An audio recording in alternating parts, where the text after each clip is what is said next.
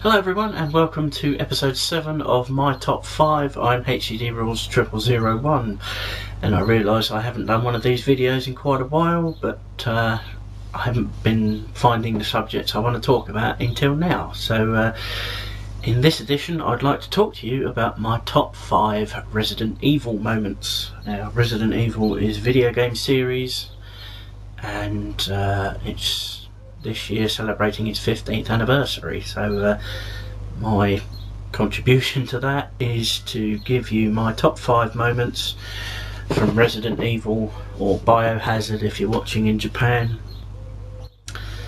and I'll give you my 5 to 1 countdown as always, and then I shall go through additional content / extras / others after I've given you my top 5. So number 5, it's from Resident Evil 2, and it's the first appearance of the liquor.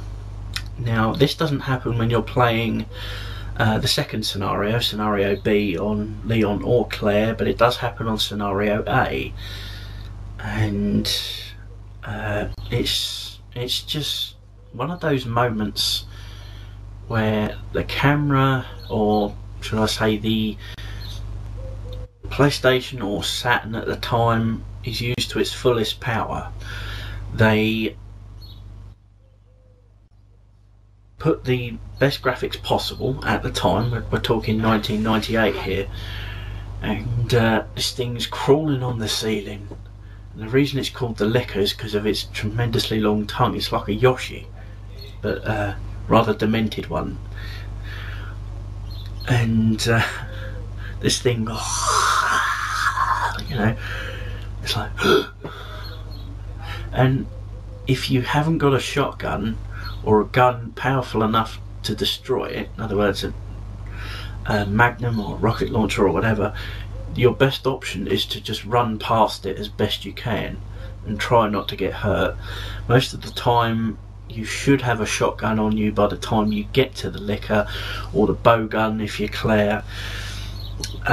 You have to say that it's one of the definitive moments in video gaming, not just Resident Evil, because it's that it sticks in your head. It's like, oh yeah, coming up to that bit now, when you go through the door you can hear this dripping, and obviously it's the blood off the liquor's tongue, and when you go around the corner, the camera stops, goes into the high res mode. Your character looks up, sees this thing crawling. Now, if you saw that thing crawling at you in real life, first of all you would shit yourself. Second of all, you'd be thinking, how the hell is that thing alive? Thirdly, you're thinking, well, how the hell can I beat something like that? But liquors are all over the place in Resident Evil 2. And to be honest, until you get to the lab, one Magnum shot will take them down. And if you got the dual shot version of Resident Evil 2, like I've recently downloaded, they're not much of a problem. Number 4. Number 4 is the only entry in the whole of my list, you know, top 5 and extras, from Resident Evil 5. Which is a bit strange considering it's one of my favourite games of all time. But Resident Evil 5, Chapter 5 and 3, you've just fought Wesker and Jill, and my top 5 moment, number 4 from Resident Evil 5, is removing the red chest device. Now, this is an emotional battle for both the player and for Chris Redfield. And it's emotional because you spent the whole game up to this point trying to unlock what's going on, and trying to unlock you know, the puzzle behind the woman in the photograph. And it is Jill. She's been supposedly dead for 3 years or so, and you have to get the chest device, which is pumping the controllable drugs into her system. She's running up walls, jumping long distances, and firing guns at you. Not only do you have to keep her you know, pressing the buttons or shaking the PlayStation Move control to try and rip the chest device off of her. But once you do that, I mean, the music is tremendous in this section.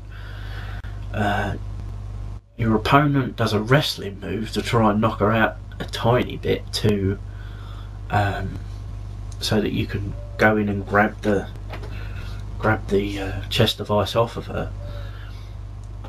And it's just one of them bits in gaming where you think, bloody hell, this is epic. And like I say, the music adds to it.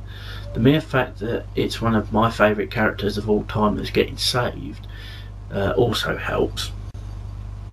But all in all, one of the greatest moments in video gaming, not just Resident Evil. Number three is one of those irritating moments in video games. I have to be honest and say it is epic, there's no doubt about it. And when I play Resident Evil 4, which is where this moment is from, I have to say that it's the time, more often than not, that I die in Resident Evil 4. Especially in the PlayStation versions.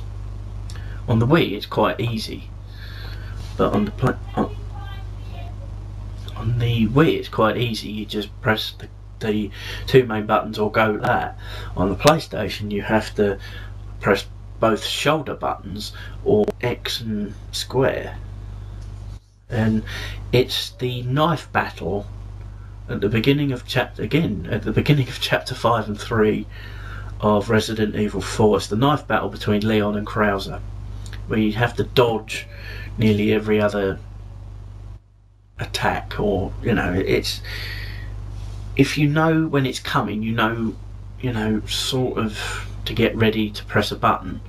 And there are certain things that Krauser says, the simple settler developed, that's all. You know one's going to come up, and you have to watch the screen and press your buttons as quickly as possible, otherwise it's an instant kill.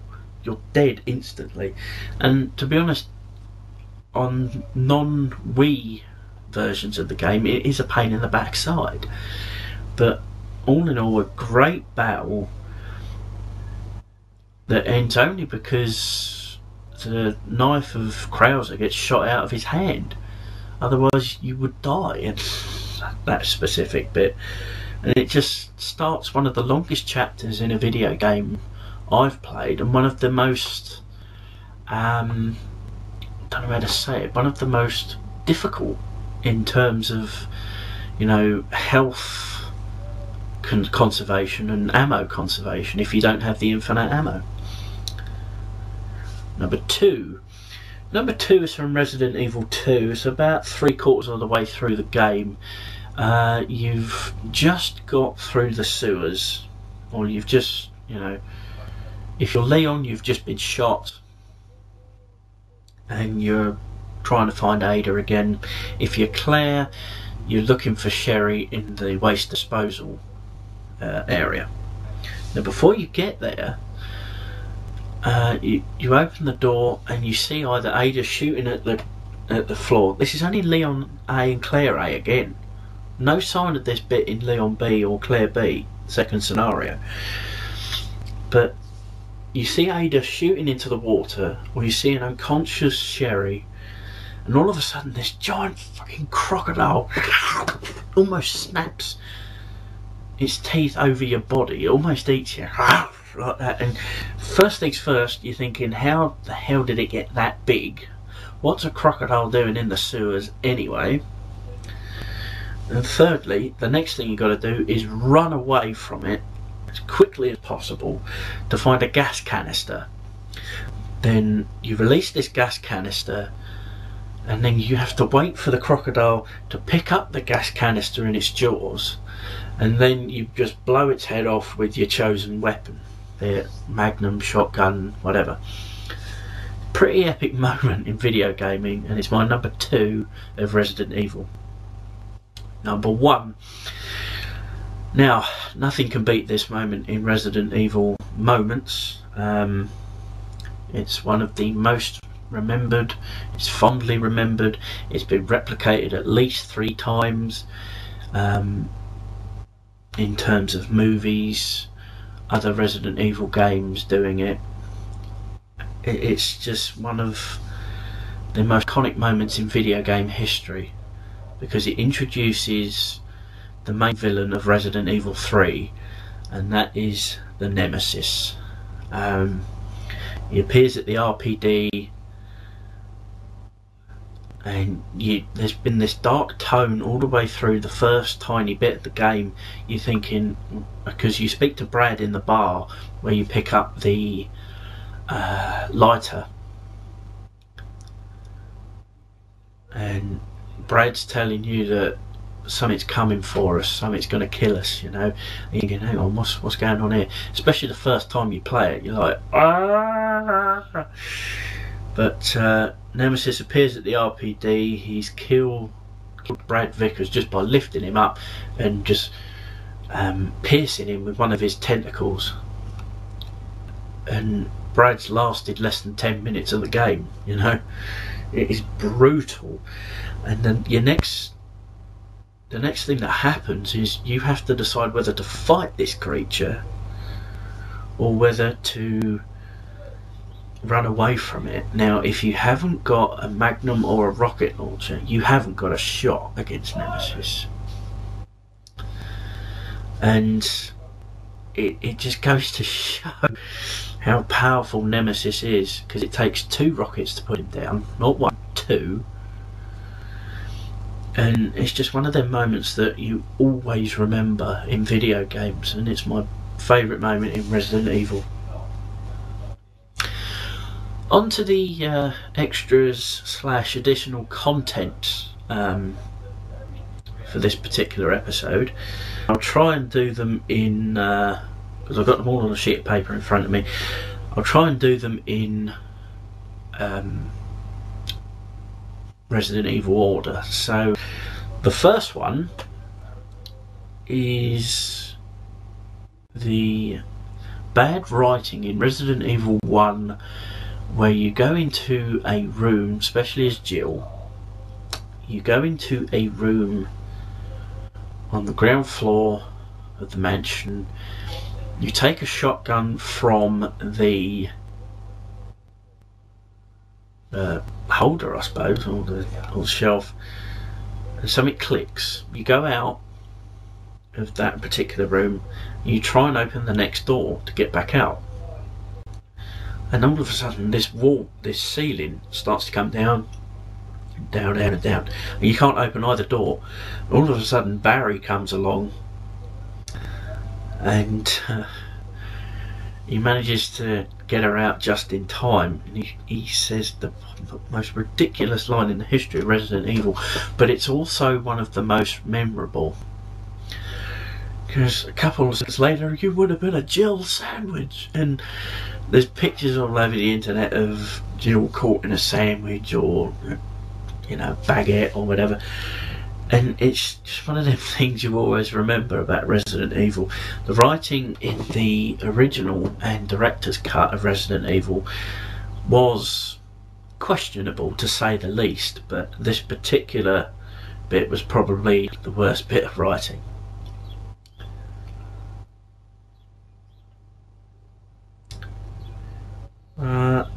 Wesker revealed as the traitor who's set the STARS team up in Resident Evil 1.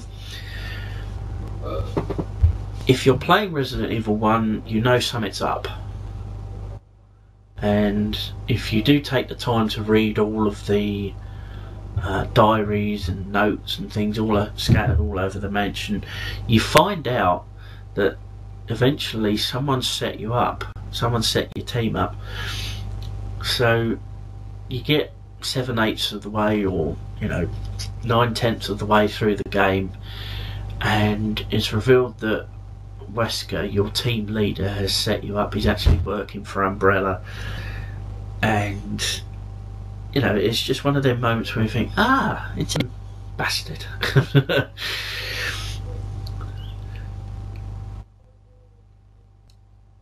The next two moments are not specific to Resident Evil 1, but they all began in Resident Evil 1. So the first one is blowing a head off a zombie with a magnum from Resident Evil 1 to Code Veronica X.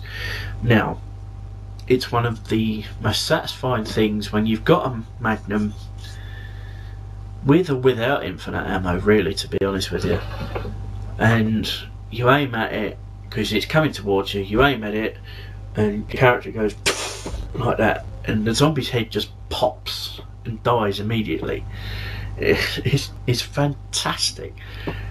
There's no more satisfying thing in a Resident Evil game pre 4 and 5 than just grabbing a zombie, aiming at a zombie, and its head just goes like that, and it falls to the ground headless and dead.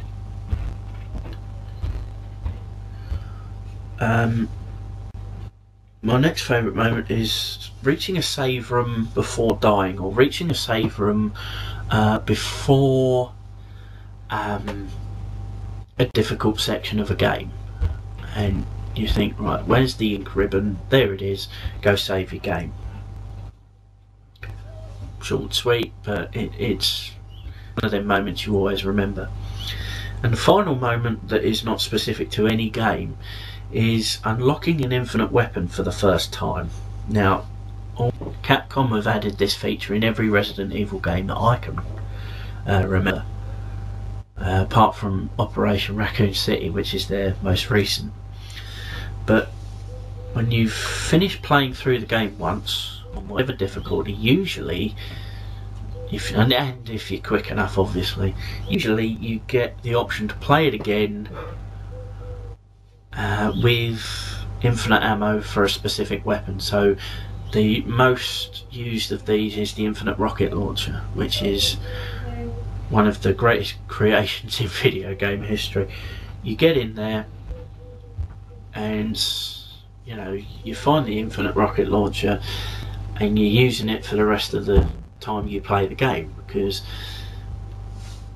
what I like about Capcom's strategy with infinite ammo weapons is the fact that you play the game once through properly, you beat it, you've done well, and the second playthroughs are darn sight easier on every Resident Evil game, because you've got the body armor, you've got the health upgrades, you're at maximum health, you have got the infinite ammo weapon.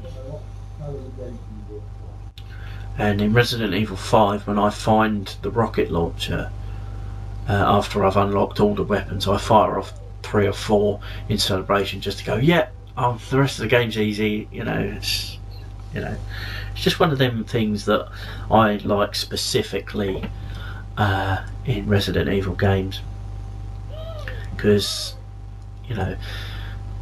what's fun about running out of ammo and then having nothing to fight the zombies with? Not a lot, in my estimation. Infinite ammo all the way. Now on to Resident Evil 2 and its extra moments. Like I say, I'll try and do them in order. That maniac's gonna ram us in Resident Evil 2. Leon's met Claire and they're in the abandoned police car heading to the RPD. And unbeknownst to them, a zombie's in the back seat and is trying to obviously attack Leon and Claire, who are in the driver's seat and the passenger seat. They eventually crash, killing the zombie in the back because he flies through the front window. And unbeknownst to them, there's a 18-wheeler or a huge bloody great big container lorry coming towards them with a driver who's just turned into a zombie.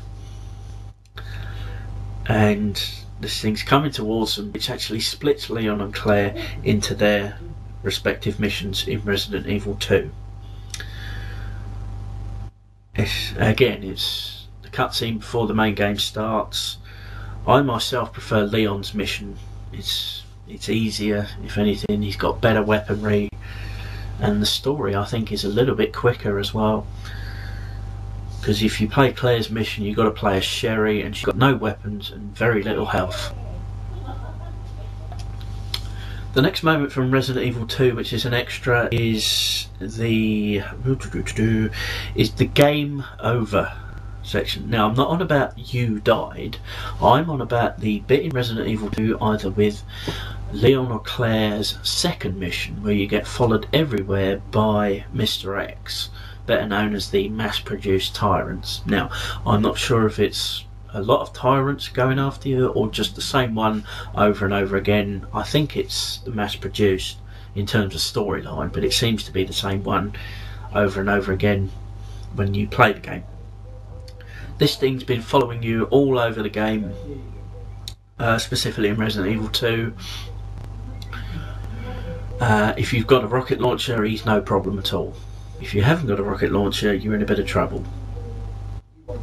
But towards the end of the game, we're talking about 9/10 of the way through the game again.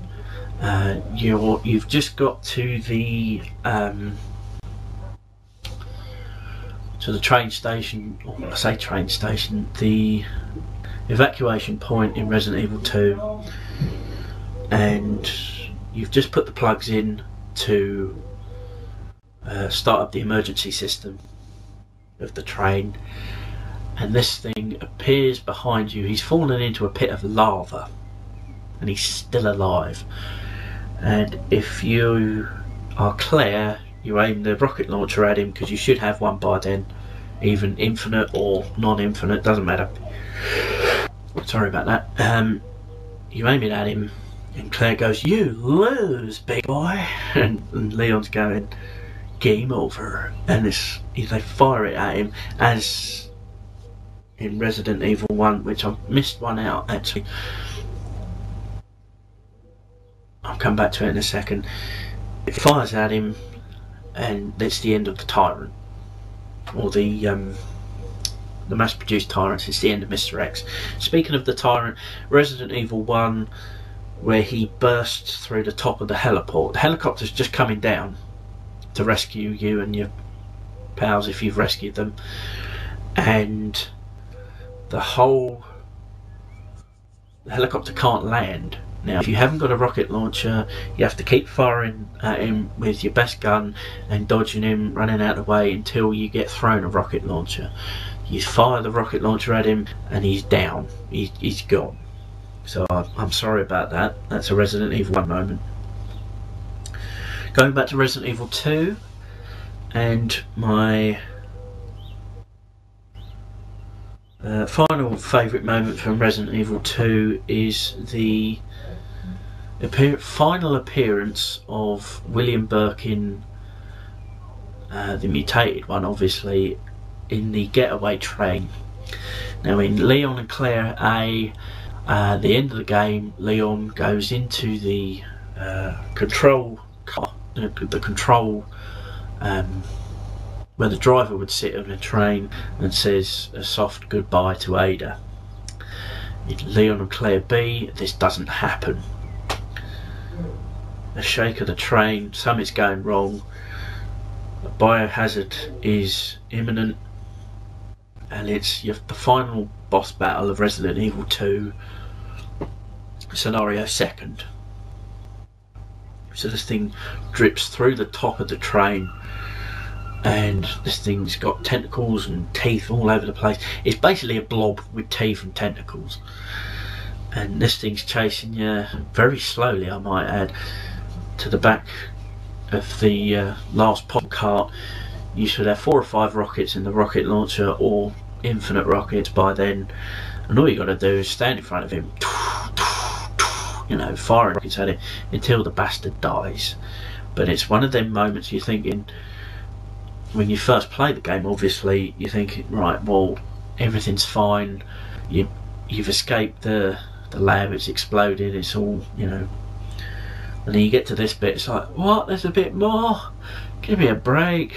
But it's one of them brilliant moments in video gaming. Just one extra from Resident Evil 3, I'll say 2, I'll combine the 2. It's the moment in Resident Evil 3 where you get told there's a nuclear missile on its way to sterilise the town.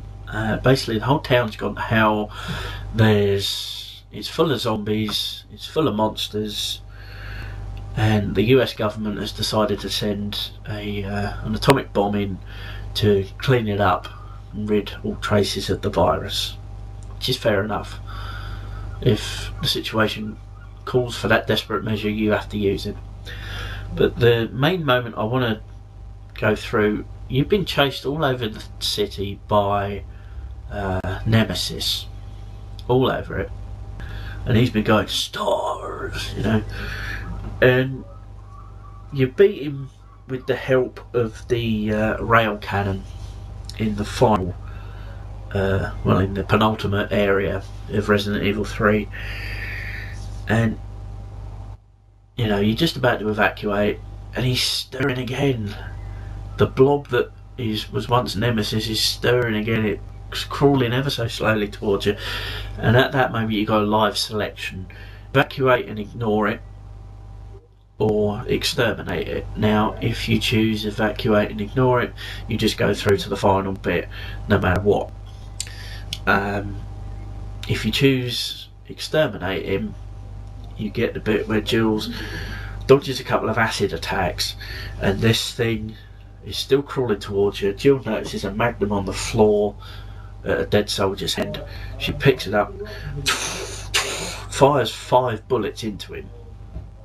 She's got 1 left, and she goes, "You want stars? I'll give you stars," and fires 1 last bullet, finally destroying him. And you evacuate the same way after that as you would have done if you chose the other option. Great moment, and a good line in the game, because you've basically been chased by this big bastard all through it. Just a couple more to go now, and the first one of these is being chased by a falling boulder in Resident Evil 4. Now, you go through the door, and if you're unprepared for this, you die.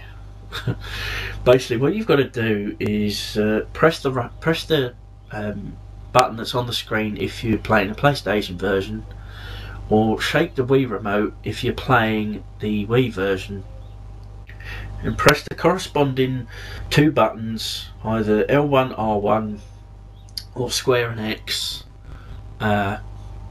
when they appear on the screen, to jump out of the way of this falling boulder, which has actually been pushed down on the top of you by a few villagers. And my final moment final extra moment is facing Del Lago in a little boat in Resident Evil Chapter 1 and 3, the final boss battle of that particular chapter. There's been no boss battles up until now, and you're thinking, this game's a bit easy, or, you know, this game's as easy as I can remember.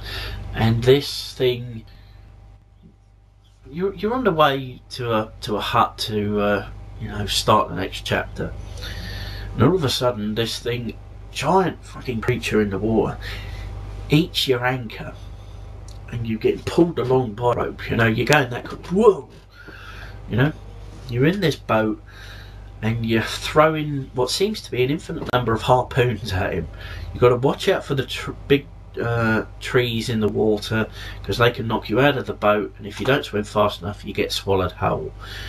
A little bit like the whale in Pinocchio. I can't quite remember his name right now, but a little bit like the whale in Pinocchio in terms of the size of it. But you're throwing these harpoons at him, and eventually when he does die from the injuries, your foot gets caught up and you have to press the dodge button or shake the Wii remote to chop the rope, the remainder of the rope that's around your feet.